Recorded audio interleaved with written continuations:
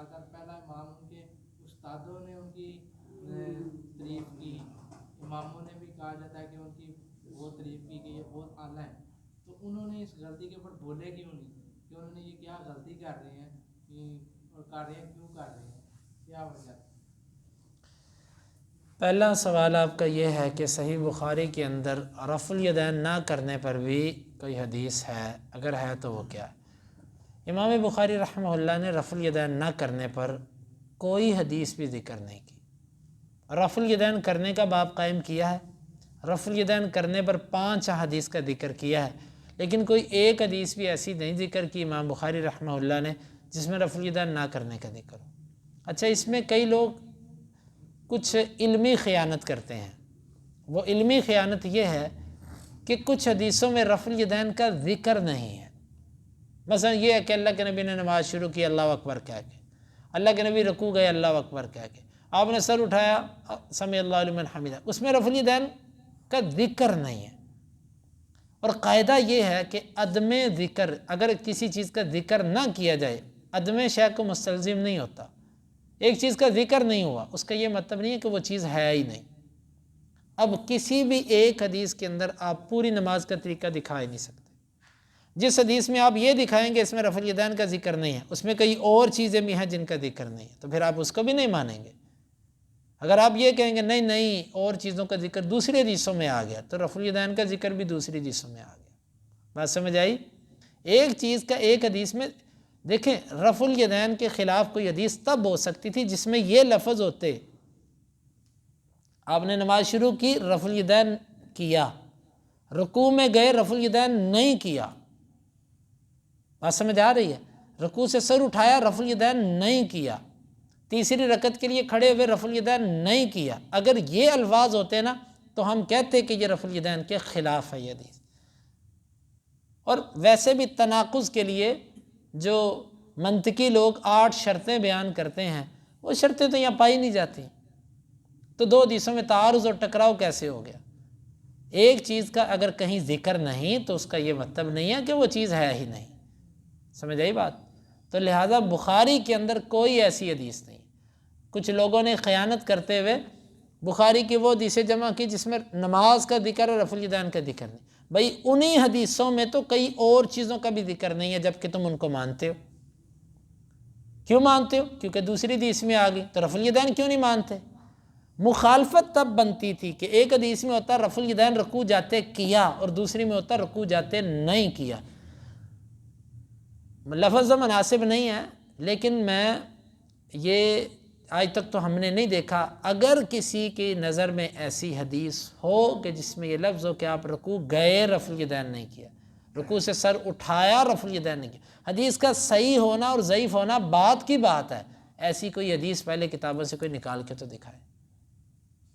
رفع الیدین کے طریقے کی پوری نماز کیا طریقے کی ہی ایک ہے کہ اہل حدیث سمجھ لیں، اہل حدیث کے طریقے کے مخالفت رسول پاک نے یہ طریقہ ختم کر دیا ہو۔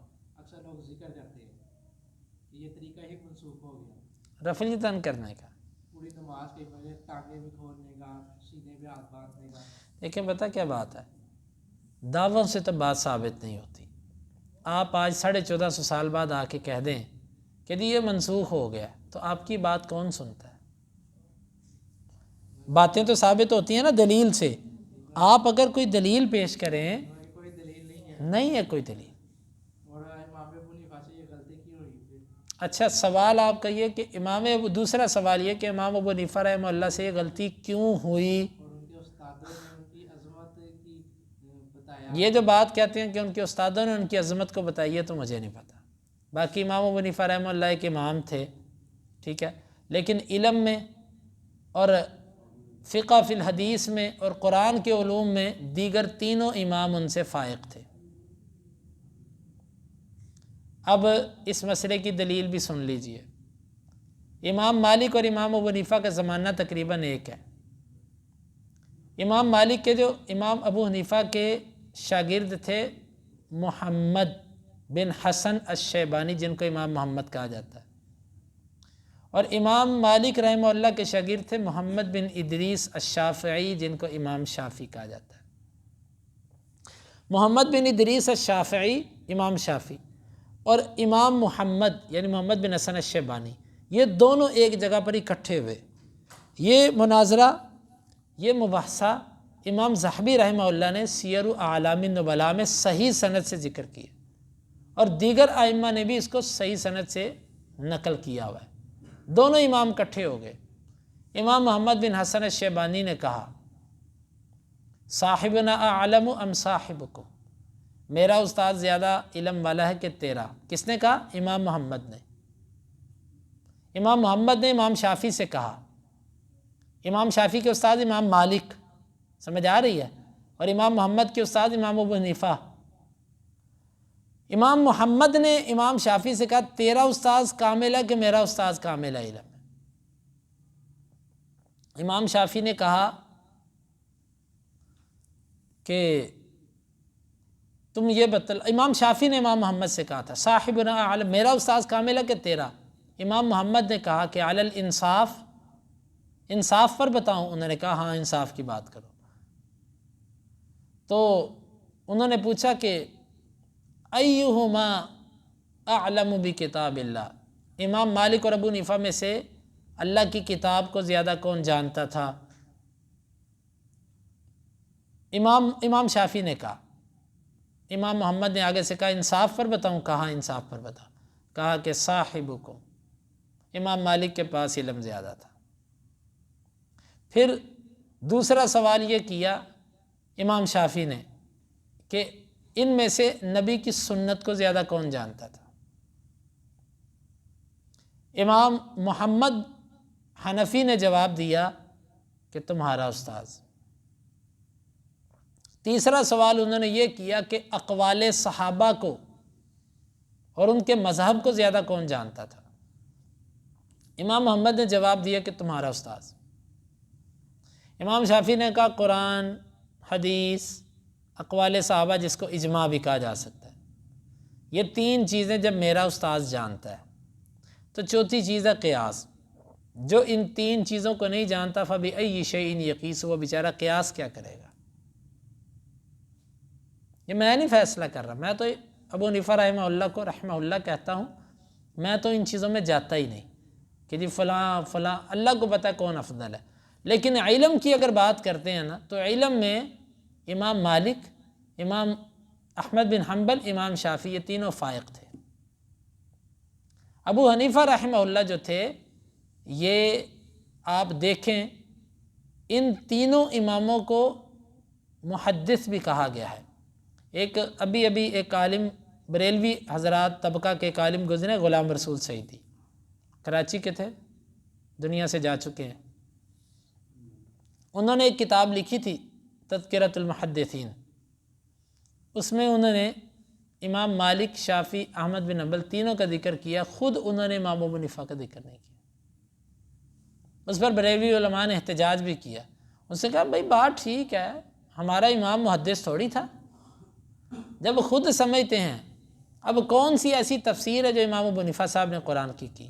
امام شافعی کے اقوال ہیں تفسیر پر، مالک کے ہیں، احمد بن حنبل کے ہیں۔ حدیث پر کون سی کتاب امام ابو حنیفہ نے لکھی ہے؟ ان تینوں اماموں کی کتابیں ہیں۔ اور اس کے بعد اقوال صحابہ پر امام صاحب نے کیا لکھا؟ ان تینوں اماموں کی کتابیں ہیں۔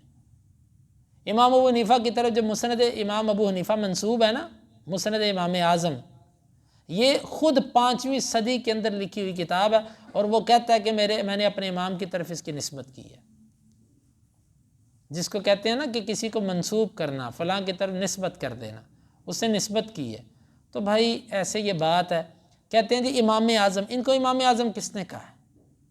عوام نے ہی کہا ہے نا، حنفیوں نے کہا ہے نا، تو انہوں نے تو کہنا ہی ہے۔ بات یہ نہیں ہے کہ اپنی مرضی سے بندہ جس کو مرضی جو مرضی کہہ دے، تو بات یہ ہے کہ اصول کے طریقے پر رہیں گے تو ایسے خام خواہ کہہ دینا فلاں بڑا فلاں بڑا فلاں بڑا، بڑے گزرے ہیں علم کے اندر، بڑے مضبوط گزرے ہیں۔ تو امام ابو حنیفہ صاحب کے بارے میں یہ کہنا کہ ان کو رفع الیدین پہ غلطی کیوں لگی، اب کیوں کا جواب تو وہ دے سکتے ہیں، میں نہیں دے سکتا۔ میں تو اتنا کہہ سکتا ہوں کہ ان تک صحیح حدیث نہیں پہنچی ہوگی، کیوں؟ اگر صحیح حدیث ان تک پہنچ جاتی تو وہ حدیث پر عمل ضرور کرتے، کیونکہ جب انہوں نے خود فرمایا اذا صح الحدیث فهو مذہبی، جب صحیح حدیث آ جائے تو میرا وہی مذہب ہے، مطلب ہے کہ کچھ صحیح حدیثیں ان تک نہیں پہنچی تبھی وہ یہ بات کہہ گئے کہ جو صحیح حدیث ہوگی میرا وہ مذہب ہے، تو بات ختم۔ سبحانک اللہم ربنا و بحمدک اشہد